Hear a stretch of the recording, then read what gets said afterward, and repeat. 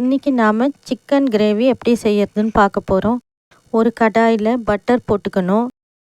அதில் முந்திரி பருப்பு, சோம்பு, சீரகம், பச்சை மிளகா, பொட்டுக்கடலை, கசகசா, தேங்காய் இதெல்லாம் சேர்த்து நல்லா வறுத்து பேஸ்ட் பண்ணி வச்சுக்கணும்.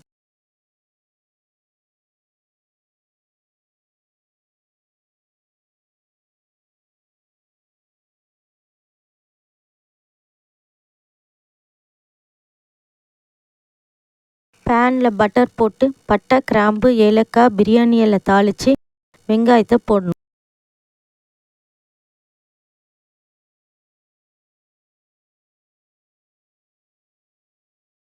வெங்காயம் ஓரளவு வதங்கியதும் அதில் இஞ்சி பூண்டு விழுது போட்டு பச்சை வாடை போகிற அளவுக்கு நல்லா வதக்கணும்.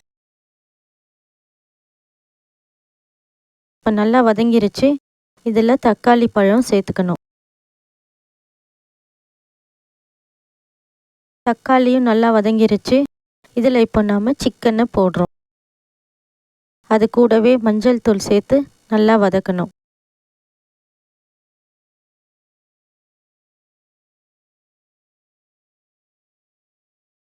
இப்போ இதில் நாம் அரைச்சி வச்சுருக்க பேஸ்ட்டை சேர்த்து நல்லா கலந்து விடணும். தேவையான அளவு தண்ணியும் சேர்த்து நல்லா அதை மிக்ஸ் பண்ணி விடணும்.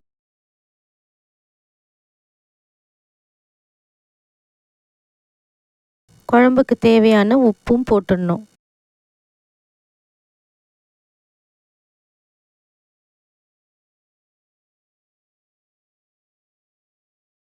இப்போ இது நல்லா பச்சை வாடை போக வெந்துருச்சு. இப்போ இதில் நாம் குழம்புக்கு தேவையான அளவு தண்ணி, கொத்தமல்லி சேர்த்து நல்லா கொதிக்க விட்டு இறக்கிட வேண்டியதான். ரொம்ப டேஸ்டான சிக்கன் கிரேவி ரெடி ஆயிடுச்சு.